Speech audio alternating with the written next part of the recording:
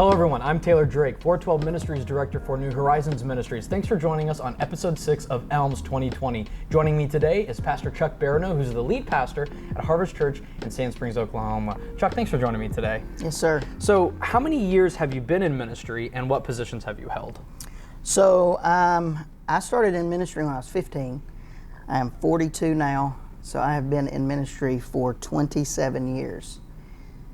Which makes me feel really old since you've asked me that.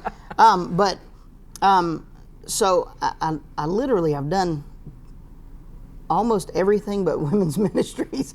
I've been a worship leader. I've been I've done kids. I've done youth. I've been an associate. I've taken care of helps or first impressions. I've been an intern, and I've been a lead pastor. So literally, just about any position you can think of. Jack of all trades, master of none. Exactly. Yeah. Well, there you go. Describe for me, if you can, what your calling experience was like. What was that moment when you realized that you were going to be in the ministry? So I was, when I was 15, my church did a nursing home Friday night service.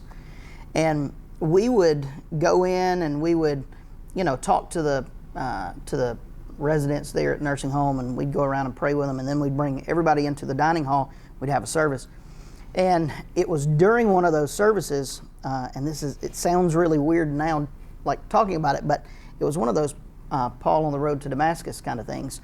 I was sitting there and I was tapping. I had a pencil in my hand and I was tapping on a hymn book, and all of a sudden it was like I got tunnel vision.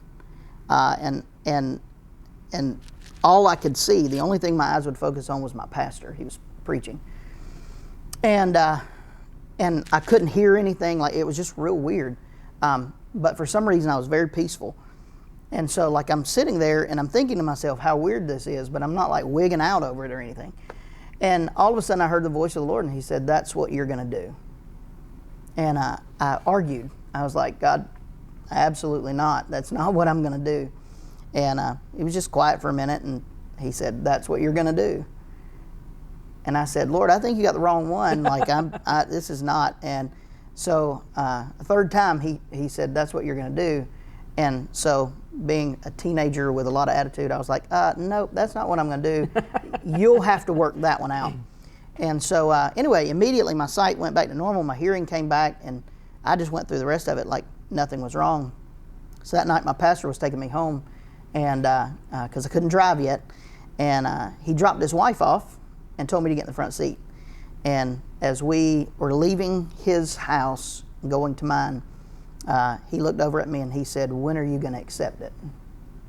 Wow. And it was in that moment that I realized I really had no choice in the matter. It was like, this is what God wanted me to do. And so I finally accepted it and kind of jumped in. So it was really a wild situation, but looking back now, God had to get my attention. Yep.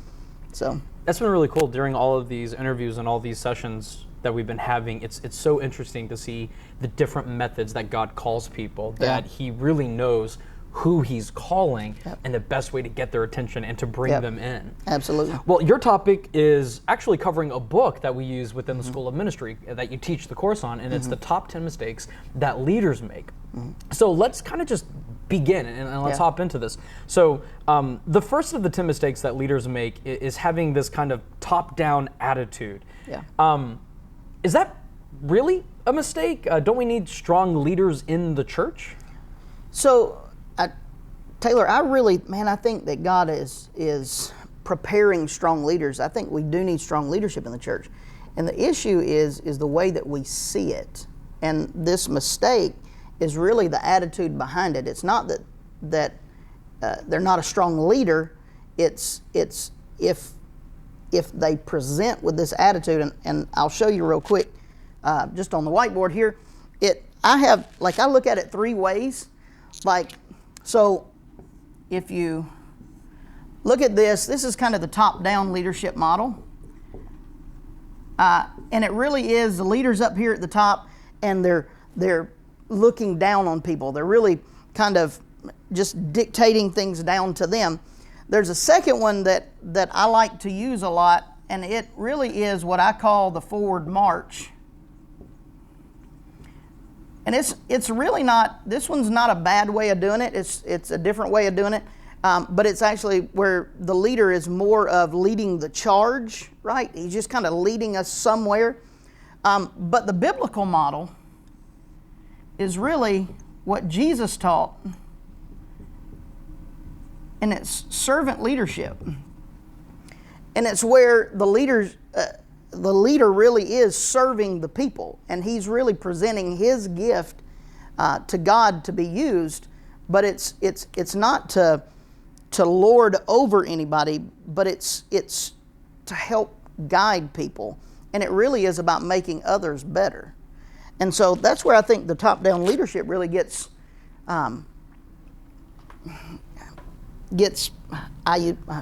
wonky, yeah, right? Yeah. Like where they get off is it's the attitude behind it, because if they'll take the time to really check their heart. And I was having a conversation with one of my staff members yesterday, and they were asking some questions, and I said, it really is about checking your heart. This is really about a heart issue. Yeah. If my heart is puffed up and prideful and hard towards people, then it's me, the leader, barking orders to you and looking down on you. But if my heart is pliable to the Holy Spirit, then all of a sudden now I'm flipping that thing, and now we're really talking about helping people move along in their in what God's called them to do. Definitely, because we're not looking at people as projects, and we're not looking at them as objects to Absolutely. help make our ministry great. Yep. But we're really partnering with God in His ministry Yep. to save people, and at least to give them the gospel. Yeah. Well, okay, I think that leads to the second mistake a lot of people have, and it's that we're putting paperwork before people work. I guess this is kind of a personal but also general question. Do you see that a lot happening in ministry? And if so, then how do we correct that? So I do.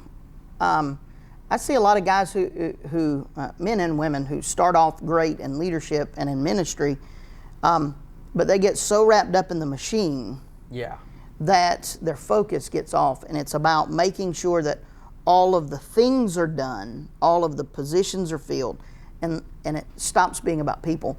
And I have a phrase that I continually say to our staff. I say, people are our priority. Yeah. Like, that is why we do what we do. And the way I kind of got to that, John Maxwell, I heard him speak one time, and he told a story, and I don't remember the guy's name, but he had an intern at his church when he was in San Diego. And he would take, and he said he showed up one Sunday, and he happened to pull in right behind this intern, and he said, but the intern didn't see him. And he said the intern jumped down, and he grabbed his briefcase, and he said he put his head down and just barreling through, and he said he was following the guy in, and he said, guy just barreled through the lobby, and people were trying to talk to him, and he said he'd nod and just keep going. He was just really focused. He said, and so I walked through the lobby, and I walked into that guy's office, and he said, the guy turned around, as soon as he saw John, he looked and said, oh, hey, Pastor, how are you doing? And he said, hey, man, is everything good? And he said, yeah, just a lot of stuff to do this morning, man, just a lot of stuff we got to get done. And he said, hold on just a minute. And he teaches a principle out of that story where he looked at this guy and he said, it's imperative for you to walk slowly through the crowd. Wow. And Maxwell teaches that principle now, walk slowly through the crowd. He said, because people are the point. People are why you do what you do. It's important to get the paperwork done, but you never put paperwork or production over people. And so people are always your top priority, especially in ministry.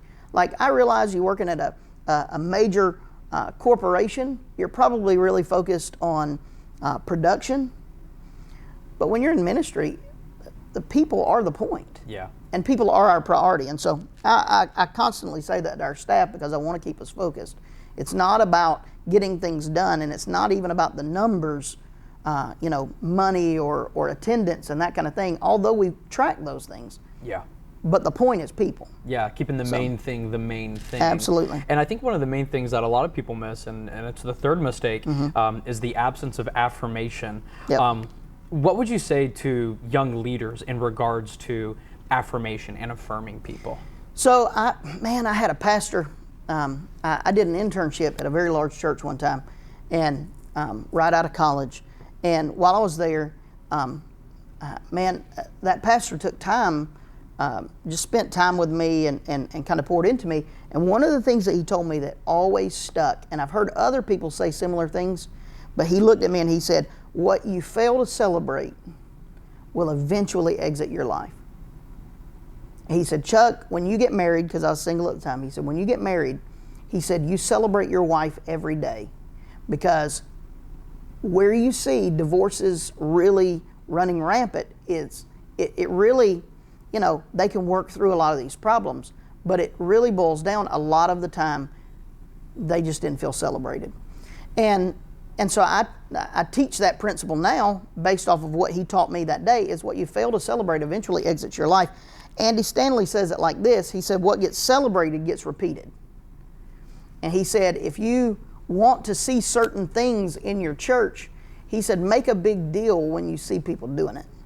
So if I'm walking through the lobby and I see somebody really, excelling in, one of our volunteers really excelling in greeting someone or making someone feel welcome, then later that week I might write them a card, a handwritten card, or I might pick up the phone and go, hey, look, man, I saw how you handled that visitor on Sunday, and man, it was over the top. It was great. And so I just wanted to say thank you, because that makes Harvest what Harvest is. And so in the book, it talks about Buck Rogers, who was one of the he was a CEO at IBM, and he actually came up with this thing. It was called the 3 Compliments a Day Club. All right. And he said he created that because his wife looked at him and said, you always look like you're mad. And he said, that's not good for a minister. Yeah.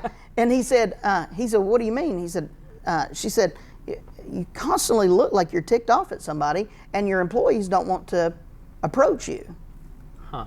And he said he began to recognize that he did. He said he wasn't mad. He just had this look on his face. He was very focused. And he said, so he came up with this thing. He calls it the 3 Compliments a Day Club. And he started it with himself, and then he pushed it out to his employees at IBM. And it was, you find 3 people a day, and you find something that you can compliment them on. Man, you're doing a great job. Hey, man, your sales are up. I see that. Or in church world, hey, man, like, you did an excellent job on that song. Yeah. Or, man, your kids seem really pumped up in your Sunday school class, right? And you find some people and you pay them genuine compliments. You're not lying to them. You're not trying to suck up. You're not trying to even make them feel better falsely. You're genuinely looking for things to compliment them on. Absolutely. Do you think, as a side note, do you think teenagers wrestle with that because there's such an idea that they have to present themselves in a way that is maybe not genuine, but they're trying to meet expectations that they've put on themselves, or societal, or even parents? Yeah. So they feel the need to elevate themselves as opposed to elevating others. Yeah. So my wife and I had this conversation a lot of times. I wish, and I realized, because I was a teenager, and nothing that adults said really mattered. Like, they were dumb. They don't know what they're talking about. But now as an adult, I look back and I go, man, like, I spent so much time as a teenager trying to be cool, to fit in, because I was looking for that affirmation. When I got out of high school and I got into college, and I realized there were no, like these whole cliques that we make up, like the cool kids, the nerds, all those things, like, those didn't even exist in college. Like a biblical breakfast club. Yeah. So, I do. I think they are looking for affirmation. They want affirmation. But I don't think most people would ask for affirmation. Like, they're not trying to. They want it to be genuine. Yeah. And so it comes across as like needy. Yes. Or I need you to tell me I'm doing a good job, which sounds strange, but it's clearly a need that everyone has, especially those who are discovering themselves and trying to find their place. Yep. So the fourth mistake, then, as we talk about, kids trying to figure things out and where they're going to go, the fourth mistake is not making room for Mavericks. Now, that sounds really cool, but what exactly is a Maverick? and how do they get to help churches move forward? So when I was reading the book and it came up with that, nobody uses the term maverick anymore, right? Right. So I was like, okay, but he defines it in there, and he just simply defines it as a pioneer, right? Right. Somebody who's kind of out in front. They're looking to kind of push the envelope. Right. They're going to be the person that probably as a kid they were picked as the captain of the kickball team. Yeah. But as they get older, all of a sudden now, because we have all these societal norms and these organizational cultures, like they go in and they don't necessarily fit into those because they're constantly like pushing the envelope. Yeah. And so I started looking at that, and so it's simply defined as like just a pioneer, Yeah. somebody who does not conform to the normal. But the thing about like a true maverick, because there are just jerks, right? Right. There are those people that want to come in and they're just going to fight about everything because they don't like anything. Right. It's a true maverick is not. That's not a true maverick. A true maverick is somebody who's looking and going, okay, so these are the organizational goals. This is where the church wants to go.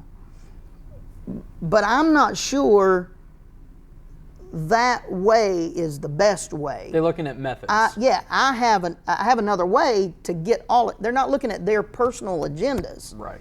It's I see another way to accomplish this, and who knows, it might be better. It might be. So, do you find as a leader, this is the fifth mistake now, do you find then as a leader this kind of temptation then to not allow mavericks and to not allow other people to kind of become a dictator yourself? How do you deal with that? How do you make this a group effort rather than a one-man band? Man, as a leader, it's easy to become a dictator because, let's be honest, all leaders think that they're right. We were joking about this earlier. I think that I'm absolutely right in everything that I do until I'm proven wrong. Right. Now, that's kind of where the thing is if you're allowed to be proven wrong and you can accept that. That goes back to what I put on the board just a couple of minutes ago. Yeah. You know, the whole difference between the top-down leadership and the servant leadership is, you know, we're looking down. A dictator looks down from the height, from his mountain. He looks down at the people. He passes decisions down, and you just deal with it. Yeah. The issue is people don't buy into decisions that are just dictated to them. Yeah. But if they feel a part of the process and they feel like, hey man, I had a part in this, then all of a sudden they buy into that. Yeah. And so what I have to really fight with as a leader is I have to look and I have to go, okay, so Taylor has this idea that's different from my idea. I would absolutely not do it that way. Right. But if I make Taylor do it my way, Taylor's not going to buy into that. Yeah. But if I let Taylor do it his way, it could absolutely work. And if he does that, then he's bought into. So when I allow you to help with the decisions that we make, I help us become who we are, then all of a sudden there's greater buy-in from your people. So that's a major. They made two statements that I thought were important. Number one was the author of the book said the led are just as important as the leader. Right. And I think that's it's difficult for a leader to remember because they're constantly thinking about their ideas and their vision and but the fact is the people that you lead are just as important as you are. Yeah. And then the second one is, I think, incredibly important. It says micromanagement is just dictatorship with a mask on. I like that. And that's really good. I was like, man, that is such a great statement because as a leader, it's easy for me to look at you and go, okay, so we're going to do this event and this is exactly how I want it. Yeah. Because if I do it my way, I know I'm doing it right. Yeah. Even though you may do it another way. But what I'm doing is I'm micromanaging you. Yeah. And if I'm micromanaging you, then all I'm doing is dictating to you what I want done, and then you're just a pawn in my play. So that's really good. So it sounds like that for leadership, you really have to master the art of delegation. Yep. And for some people, delegation is that dirty word. Yep. So why is delegation considered dirty or bad, and why do we as leaders need to learn how to delegate? Well, I think because most people don't delegate because they're trying to raise people up. They're trying to delegate because they want somebody else to do what they don't want to do. Okay. And that's how I think that's how that turns into dirty delegation. I think delegation is actually incredibly important for a leader. And in the book, he gives a process to delegation. And it simply, and I've heard this across the board, not just in the book, but delegation is a process. And it's, so I want to train you how to be a greeter in my church, right? Or I want to train you how to lead a small group in my church. So what I do is, first of all, I'm doing it, right? So that's the process. And I see you and you're interested in doing what I'm doing. So what I do is I pull you in so that I can do it and you can watch it. Right. You watch me do it, then I flip it and we do it together so that you get more of a feel.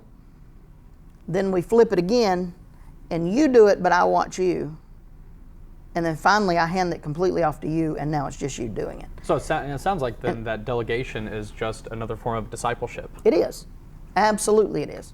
It's Jesus looking at his disciples and going, hey, guys, I want you to follow me. Okay? Yeah. So then he turns around and he goes, hey, guys, in Matthew 9, hey, guys, look out, man. The harvest is truly great, but the laborers are few. I want you to pray that God will send some laborers. So they all pray. Chapter 10, he goes, tag, you're it. Oh, you're the answer to your own prayer, by the way. And he says, you prayed, God answered, you're the answer, go and do it, right? Yeah, nobody wants that answer, though. Exactly, yeah, exactly. But that's exactly what happened. Like he looked at them and said, everything that you've been watching me do and helping me do, now I'm turning it over to you, and you go and do it now. And he watched them do it before he was crucified and ascended to heaven. So now he's gone, now it's just them. So yeah, good delegation really does kill pride then. It does. It destroys that rock star mentality because you have to humble yourself and recognize you can't do everything. Well, it's constantly working yourself out of a job. So that's good. Like you're looking at this and you're going, it can't be about me because I'm trying to help you do what I'm doing. Right. And so if I'm constantly working myself out of a job, then I haven't put myself on some pedestal so that, hey, sit back, worship me, let me be this celebrity kind of guy. Right. I really want you to raise up so that I can step back and watch you flourish. Disciples making disciples so that we're co-partners in the ministry. Absolutely. This kind of just goes a totally different direction. We've been dealing a lot with discipleship and leadership in regards to relationship, but now we're kind of shifting gears and we're dealing with communication. So the seventh mistake is communication chaos. Is there such a thing as too much communication? After hearing something so many times, shouldn't you just kind of back off and just let it happen? So in the book it says, never assume anyone knows anything. Assumptions are dangerous. Yes, absolutely. And I think people get tired, at times I do think people get tired of hearing certain things, but what I found out was when I thought I was over communicating, people didn't even remember what I had communicated. And so it really is, you constantly have to assume that nobody knows what you're talking about. But as you're doing it, again, it's not just this, like, I'm dictating to you what's going to happen, but it's letting people know. He calls it hot communication, right? You're right. Or hot talks, honest, open, and transparent. You let people know. You let them in and let them see the process, and say, hey guys, this is where we are. This is where we're going as an organization, a church, a business, even a family. Yeah. Like when my family went to transition to Sand Springs. We pulled my oldest son in because at that time he really was the one that would be able to grasp what was happening. And so we pulled him in and we said, listen, we're going to talk to some people this weekend, but we want you to be praying about this decision. And we were just really open with him, very honest with him, even at his young age. And as we did, I would take, throughout the weekend, we were staying in a hotel here in Sand Springs, and I'd take him downstairs to eat breakfast, and I'd look at him and go, what's the Holy Spirit saying to you about this? And even at the age of 12, like 12, 13, he was looking at me and he was going, this is what I feel like God's saying. Wow. And you know what? As difficult as that transition was for him, it was much easier because we let him in on that. We communicated to him what was going on. And so I think it's important for us. I don't think you can over-communicate anything. Right. And so... Well, that type of communication, you're really kind of creating something that may not necessarily be there. It's kind of a hot topic word, kind of a buzzword in our culture. It's the buzzword culture. This idea of creating a culture, of developing a culture. How dangerous is it in missing the clues of corporate culture? Shouldn't the church just focus on the Great Commission and then everything else will kind of fall into place, or is there more to it? So, I was reminded of a story. I don't know if you remember Jesse Simmons. So absolutely loved Jesse Simmons, and heard Jesse Simmons tell a story from when he was the World Missions Director for the denomination. And he said that he had gone, I don't remember what country he was in, but it was a European country. And anyway, he had a guy come in to preach, and as the guy was preaching, the guy got up, nobody knew what he was preaching on that day, and the guy got up and he started preaching on the bloody cross. Oh no. And the issue was the term bloody in that culture was it was a cuss word. Right. And so the whole time he's talking, and he's just hammering it, man. The bloody cross, you know, the bloody this, the bloody that, you know, and it's not funny, and but everybody, well, it was. Jesse thought it was funny. Well, he didn't think it was funny in the moment, but he thought it was funny afterwards. Right. And he said the entire time, he said he's sitting there on the first row and he's going, oh gosh. He said everybody in the crowd, like their eyes are huge, they're gasping, because this guy just keeps saying this over and over again. Right. And so he said, he told him after dinner that night, he said, well, you just spent your entire sermon cussing the congregation out. And he said the guy was absolutely mortified because he had missed the cultural clue. Yep. Culture is simply defined, I've heard it defined, and I think this is a great way to define it, as the way we get things done around here. Oh, that's good. And I think when you go into a place, if you just look for how they do things around there, then that helps you to learn what the culture is. Yeah. And there are things about culture that has to be changed. Like there's toxic culture, there's bad culture, but there's also good culture. And so you have to really kind of weed out, you have to look and go, hey, what is the culture here? And is it something that needs to be changed, or is it something that just needs to be strengthened? Yeah. And so, but it's incredibly important in leadership that when you go in, that you just don't bulldoze through what the cultural clues for that church, that ministry, that organization is, because it really could shorten your days where you are.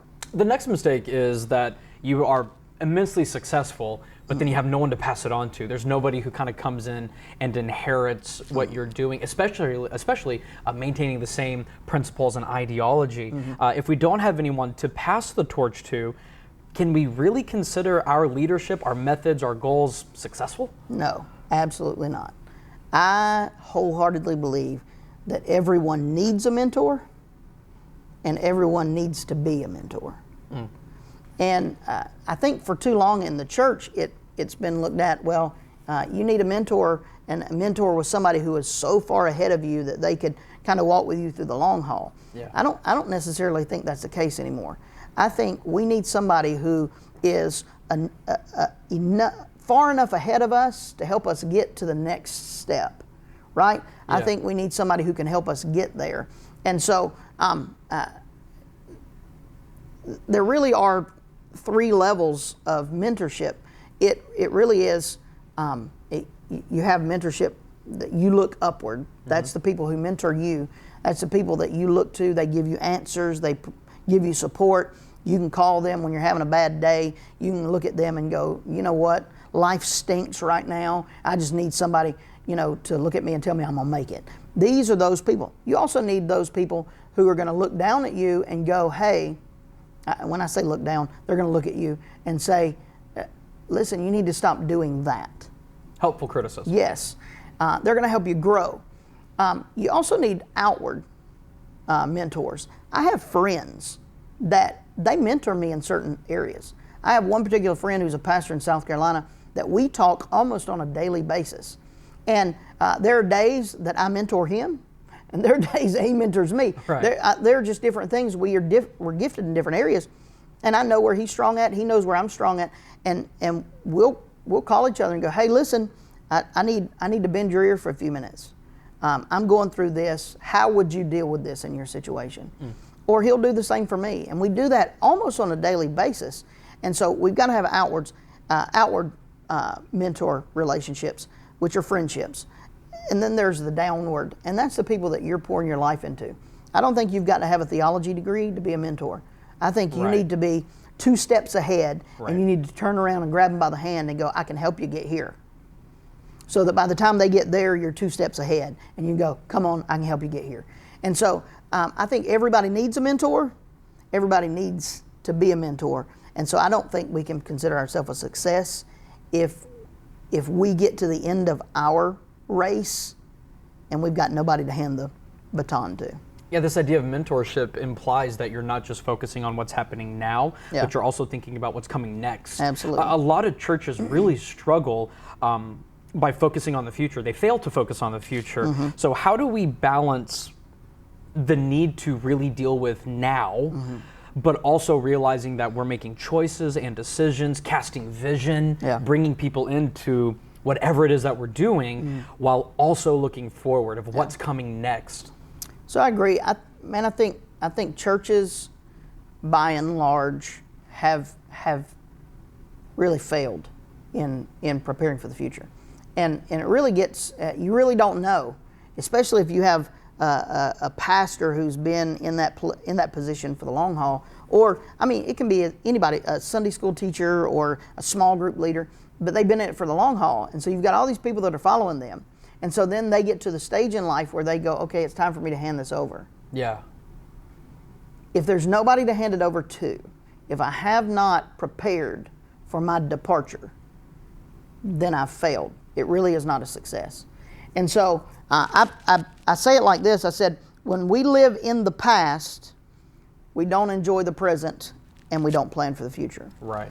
When we live in the present, we don't learn from our past or plan for the future.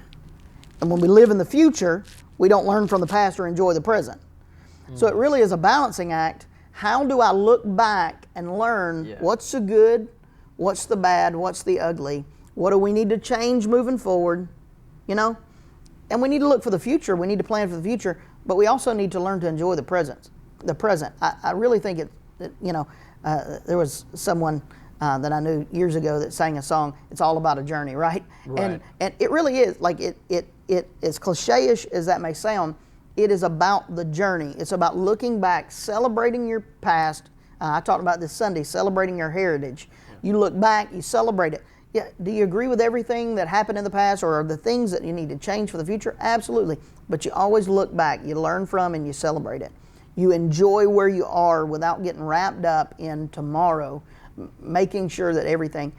But there is a part of you that needs to have its hands in the future and go, where are we going? And so I think that's important for people in leadership.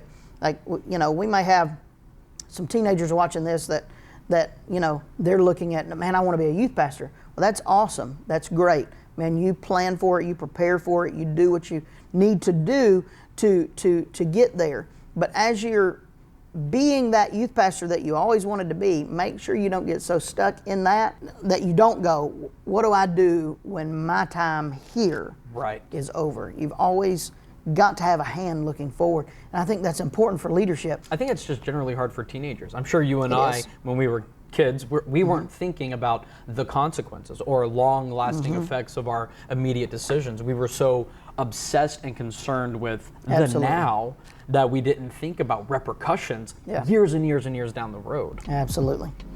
Well, Pastor Chuck, thank you so much for your time and for joining sir. us Thank today. you. A great conversation. I really appreciate it. Thank you. And thank you guys for tuning in to our episode. Next episode is our final episode with Bishop Randall Drake, who's going to be wrapping up ELMS 2020. Thanks for joining us today, and we'll see you next time.